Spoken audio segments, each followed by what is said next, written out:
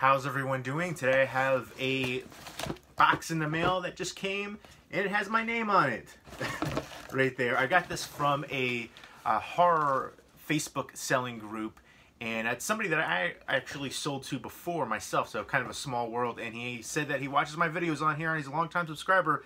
So big shout out to you, Chris. Thank you for the support. I really do appreciate it, and thank you for the deal. I will probably pick up more movies from you in the future because I know you still have a bunch more. So I picked up a few in here. I can't remember if, I think there were 6 movies in here. And I think they're mostly horror. So if you've seen any of these movies, definitely let me know what you think of them and which one is your favorite. And which one I should watch first, because there are a few in here that I haven't seen before. But let's go ahead and get into it. And he did package the heck out of them, which I definitely appreciate. Let's go put that over there and unwrap some of these bad boys. Alright, let's go ahead and get into it. First up is a movie that is one of my all-time favorite movies. This was probably the last time that I cried watching a movie. This movie wrecked me emotionally at the end of it. Based on a true story. George Young, who just got out of prison a few years ago, I believe. And the thing that just killed me about this movie was the ending to it, and the betrayal all throughout. But especially with his daughter, who ended up never visiting him, and him having that daydream of her visiting it. Just and at the time, I was doing some bad things. I saw this in the theaters when it came out with my girlfriend at the time. And I was, you know, doing some bad things, hanging out with some bad people, and just kind of made me reevaluate my life. And I remember calling up my best friend growing up and like crying on the phone. It was an emotional time for me. But basically, this is the story of George Young, who became a big-time drug dealer, ended up getting involved with cartels, and I believe he got caught with like 600 pounds of weed, and then another time I think he was caught with like 1,000 pounds of cocaine. So, you know, lots of craziness going on there, and he would make millions and millions of dollars each run, and, you know, people dealing weight, but weight like that, whoa. And the ending, though, to this just gets me so hard. You know, he goes to prison, and he, you know, breaks the promise to his daughter, and he has these daydreams that his daughter is visiting him, but she never visited him ever in prison, and I think to this day, she still can't forgive him. So it's just devastating, the ending to that one. Just really just broke me when I saw that, and just made me just reevaluate everything that I was doing, you know, dealing with weight, but not weight like that, but, you know, people all around you are starting to get in trouble and going to prison and turning on people. You don't want to end up like that. So definitely a life-changing movie for me. Opened my eyes for the better, and definitely one of my all-time favorite movies. Johnny Depp in here, Penelope Cruz, oh, she is so stunning. Even in this role, but Paul Rubens, just a great cast in general. I really loved Ray Liotta as the father, really enjoyed his performance, but a bunch of other recognizable people in here, and just directed by Ted Demme, and absolutely riveting drama, biopic, and again, for me, it was the last movie that I saw that made me cry. So let me know what the last movie was that made you cry. I Am Sam was another one that came out right around the same time that was kind of a tearjerker. I did watch a documentary recently called Dark Days about homeless people living in the subway system underground in New York City. That was actually, I was holding back tears reading the special features about what happened to some of them after they were forced to move out. They were given housing and stuff like that too. But that was like the last one that made me close. But yeah, I'm not a big crier when it comes to movies. There's A Dog's Purpose was another one. I was holding back, but I didn't fully let go on there. Anytime a dog is hurt or passes away in a movie, it just gets me right here. But anytime I see a person die in a movie, I'm just like, it was their time. Even back to I Am Legend, the scene with the dog in that one, just, I was like, no, don't, But yeah, so anytime something like that happens with a dog, you know, obviously any kind of dog movies like that, Dog's Purpose, it just, right there, I was holding it back. They're cutting onions everywhere around here. And let me know what your favorite Johnny Depp movie is. For me, it's Jim Jarmusch's Dead Man, with Blow being a close second. I think he's a very talented actor, and I also think his performance as Whitey Bulger in the movie Black Mass was very underrated. A really stellar and intense performance, and a performance that I think deserves way more recognition. But let me know what your favorite Johnny Depp movie is. so happy to have this in my collection. This is one that I swear that I had on Blu-ray. I still have the DVD. I kept the DVD because it has a white case and I watched it a bunch. I don't know, I keep certain things like, what am I going to get, like a couple bucks for something like that? I mean, it's a mass-produced one. And you don't really see too many with the white cases for DVD. And I did watch it a bunch, so it has memories for me. But yeah, I'm pretty sure I had the Blu-ray. There's a few Blu-rays that I know I had that just suddenly aren't in my collection anymore. I don't know if they were stolen, if I just misplaced them, or I really wouldn't misplace them, but if during a move or something they fell out, something to that effect. But I know there's a handful of Blu-rays that I had that I no longer have in my collection. My Science Project was another one, Changeling, Shakespeare in Love. There's just a few that I know that I was just looking through recently. I realized I didn't have. I was like, what the heck happened to these? But Blow was one I definitely had before on Blu-ray, and I had to pick it up again because it's one of my all-time favorite movies. I was looking to watch it the other night, and I couldn't find it. I like scoured my whole room in here. In my office too. I just couldn't find it, but very happy to have it back in the collection now. Next up is Jack Brooks' Monster Slayer. My friend Scotty, Bootzilla111 on YouTube, check out his channel. He's been recommending me to check this out for years. I checked out the trailer for it. I put it on my wish list. It's one of those things that just more stuff kept coming out. I kept adding stuff to the wish list, so it kept getting pushed down. And every now and then he would remind me about it, and I just kept forgetting about it. And finally I saw this, got it for a good price, and I decided to pick it up. But it stars Robert Englund in here too, and this guy, I guess his teacher is Robert Englund. I believe he turns into a monster and he has to fight all these monsters. It looks like a horror comedy, almost Evil Dead-esque, but maybe more with like a Lovecraftian kind of theme in here. But apparently as a young kid, Jack Brooks, who's a plumber, watched his whole family get murdered by monsters as a kid, and he's all messed up from that. But apparently a pipe bursts and disturbs an ancient evil, and basically a force that transforms his professor, Robert Englund, into a beast from hell is what it says on the back. So he's basically trying to, I guess, stop Robert Englund, turn him back, and stop all these monsters. It says a gore, oozing homage to wild and crazy 80s horror, and I love 80s horror, so let me know what your favorite decade for horror movies is. I would have to say it's probably 80s, 70s is right there too. 90s is probably my least favorite. Let me know what your least favorite decade for horror is too. Happy to finally pick this up and be able to watch it soon. So Scotty, thank you so much for the recommendation. I finally picked it up. Next up is the Eye remake with Jessica Alba. I know a lot of people crap on this one, and they say that the Peng Brothers original one is so much better.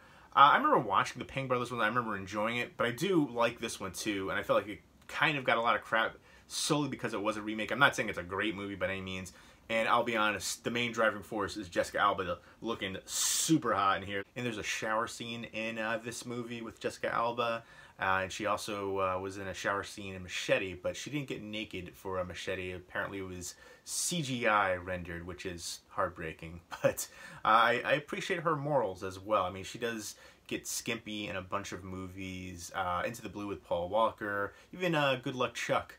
It should be a prerequisite that she's at a shower scene in every movie. And let me know what your favorite Jessica Alba movie is. For me, it has to be Idle Hands, or possibly Machete, or even Sin City. Those are the top three for me. But she is so stunningly gorgeous.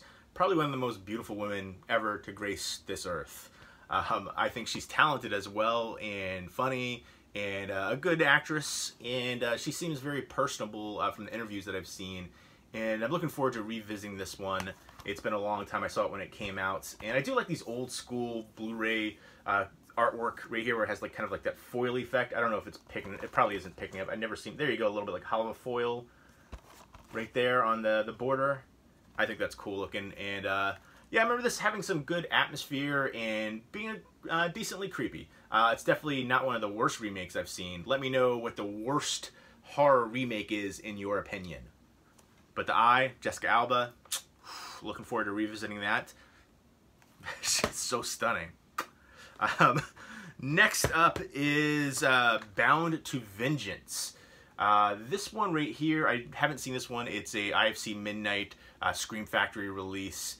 And I think it is it's like a revenge tale. It says Eve breaks free after being chained in a basement and being abused for 9 months by a manipulative psychopath. Instead of fleeing, she discovers there are other girls like her scattered around town, and she, I guess, goes after the captor. And it looks like the captor might be played by Richard Tyson right there, who was Buddy Revell in 3 O'Clock High. I love the heck out of that movie, and every time I see him in something, it makes me think of that role. That is always going to be him for me. Absolutely great comedy movie, high school bully fight movie, excellent character too. But yeah, I've seen him in a bunch of things since then, but he'll always be that role, Buddy Revell, for me. And looking forward to checking this one out. It looks gritty and dramatic and dirty and raw, and I'm into it. And another Scream Factor release. They're doing a great job with the releases. I'm definitely, you know, I complain sometimes about all their re-releases, but I am really looking forward to the Night of the Creeps re-release from them. That artwork choice, the Tom Atkins figure, I'm not into figures, but that's a cool looking figure right there. Just iconic. I love the heck out of it. It kind of reminds me so much of Slither as well, which I love the heck out of Slither. Great mix of genres right there, horror, sci-fi, and comedy. And I feel like Night of the Creeps is just an iconic one, great horror comedy. And I'm definitely excited for that one. And Scream Factory, I can't wait to see what they're going to do and release in the future. But there you go, Bound to Vengeance. Next up is Closer, which I remember seeing this when it came out too. And I got rid of the DVD a while ago, and I meant to pick up the Blu-ray, and I just never did. So very happy to add this to my collection again. And there's a whole bunch of DVDs I got rid of to meaning to pick up the Blu-rays. I just never did. And finally, though, this is one that I absolutely love. It was nominated for 2 Oscars. Personally, I thought it should have gotten more Oscar nominations. And I feel like this is an underrated movie. It's been a long time since I've seen it. I think I saw it maybe like, I saw it when it first came out, and I think I saw it like once afterwards. I like depressing movies, and I remember this one being decently depressive, and especially the ending to it as well, kind of bleak, and I love the characters in here. And this is directed by Mike Nichols, who also directed Graduate, Angels in America TV series right there, and then Who's Afraid of Virginia Woolf, classic play adaptation. One of the best play adaptations in my opinion, and great cast here, great cast chemistry as well. That definitely plays up the movie and the dramatic aspects. It stars Julia Roberts, Jude Law, Natalie Portman, and Clive Owen. Won 2 Golden Globes, and again, only 2 nominations for Academy Awards. I think it should have had more, but it's basically about 2 couples and how they kind of like intermingle essentially with one of the guys meeting one of the girls, and things start happening there. But yeah, it's about chance meetings, attractions, and carnal desires, and just kind of a dark take on it, but kind of a realistic take in certain aspects too. But a good kind of erotic drama, I would say. But phenomenal performances, and again, I like depressing movies, and I remember this one being decently depressing. So, right up my alley, happy to have it back in the collection, and I'm excited to rewatch this one too. Next up is one that I've wanted to check out for a long time, Bad Milo. That's Peter Stormare, which I'll always remember him from Fargo. Gillian Jacobs, who's from Community. She's been in a ton of stuff, but Community, how I'll always remember her. And then Kim Marino, who I'll always remember from The State, which was just a hilarious, crazy sketch comedy series from back in the day. And I love that whole the whole cast for that too. But yeah, this looks like it has some other recognizable people in here. But I remember seeing the trailer for it, Stephen Root, who, again, I always remember from Office Space, but yeah, a ton of other recognizable people it looks like in here. But yeah, this is basically stress starts to create a gastrointestinal reaction, and he finds out this unusual stomach pain is a pint-sized demon living in his intestines that's triggered by excessive anxiety, and forces its way out and slaughters people who have caused him stress. This sounds, from what I remember, I think it's this little guy that comes out of his butt right there, Milo. Right? Look at that guy. So yeah, it looked hilarious, crazy, cheesy, horror, comedy, goodness right there. I'm excited. I've been wanting to see this for so long and so happy to have it. Again, I got it for a good price. Thank you again, Chris, for all these awesome deals. Maybe in the future we can do some trades too, because I know you said you had purchased from me before, so maybe we can work something out there. But yeah, it looks like a cheesy fun time, and I'm excited for it. But yeah, he has to, I guess, befriend it, and he names it Milo, and to keep its appetite at bay. It says it's an intestinal gremlin, I love the heck out of that. It looks so creepy and just, I love it. Awesomeness right there. Next is Stigmata, which I haven't seen since it came out. In fact, the last time I saw it, I was at my best friend's house in New York, and we were watching it at his place, and I think it was, I want to say it was, when did this come out? 99. I want to say it was right after that. It was on TV, I guess, or maybe we got it at the local rental store. I think it was Joe's Video back in that place. I remember, I miss all the mom and pop video rental stores, Easy Video, Joe's Video, Captain Home Video, all those ones. Even Blockbuster, which took all those over, and Hollywood Video. I miss them too. There's no video rental stores anymore, which is just heartbreaking right there. The kids these days are never going to know that experience. I remember it was snowing the day that I watched this with my best friend, and we just got done playing football in the snow. A whole ton of us were out there, and we would play sports all season. We'd have home run derby, baseball, basketball, football. No matter what the temperature was, we were outside playing, and that's how it should be. It doesn't seem to be that way anymore, unfortunately, but I digress. But we were playing football in the snow, and I remember in that game, this kid Chris, got into a fight with his kid Derek, and Chris was a big kid, and he was like, I think a couple years older too. Everybody was really shocked by that fight. But it was a fun football game, tackling each other in the snow, and then, you know, going back in to warm up and, you know, watch a good horror movie. I think everyone was mostly surprised that Chris got into the fight with Derek, because Chris was really laid back, and I don't think he had gotten into a fight that anybody had ever seen before. And I think he took exception that Derek tackled him a little hard. But everybody was tackling each other in the snow. It was just a fun time. We were wild, crazy kids. But yeah, I just remember that being like a big thing. Everybody was talking about that fight for a while. But it was such fun playing tackle football in the snow. I definitely miss those days. Usually we would play like two-hand touch if like in the street or something like that in the neighborhood, or if there was a field open, we'd play there tackle. But the tackle in the snow was awesome, and I definitely missed that. So when I see this, I think of that time, and it just kind of brings me back. I'm hoping it will live up to my memory of it as well. But Stigmata, I remember that, again, like I said, that was the last time I watched it. Was, you know, 99, I believe, right after this came out. Saw it either on TV or rented it, I can't remember, but I remember it being super creepy. I like the casting here: Patricia Arquette, Gabriel Byrne, a few other people in here too. Oh, Nia Long, awesome. I forgot she was even in here, and is directed by Rupert Wainwright, who he directed the Fog remake, which was terrible. But I remember he directed a few others. He worked with like MC Hammer a lot back in the day, which is super funny to think that, you know, the range of movies and stuff that he's done included the MC Hammer. There's like videos that he did, and then he did like a MC Hammer movie, Hammer Don't Hurt Him, where MC Hammer goes to his old town and like beats up like a drug dealer or something like that, something to that effect. But anyways, this right here, Patricia Arquette starts having signs of stigmata, and Gabriel Byrne is sent to check out and investigate the case, and things start kind of spiraling out of control. And yeah, to see the connection there, and I just remember being pretty creepy. And at the time, you know, it was, especially with the religious aspect, since like Exorcist, it was the next one that kind of utilized the religion in that kind of aspect that I saw that was really creepy and like a really good horror movie and thrilling. So I'm looking forward to revisiting this one. Also has Portia de Rossi, and then a few other people too. Like, I'm trying to remember, I know there were some other people in here, but I can't remember them all, and I don't see all the names back. They don't always put them on the back, but this is also another Scream Factory release.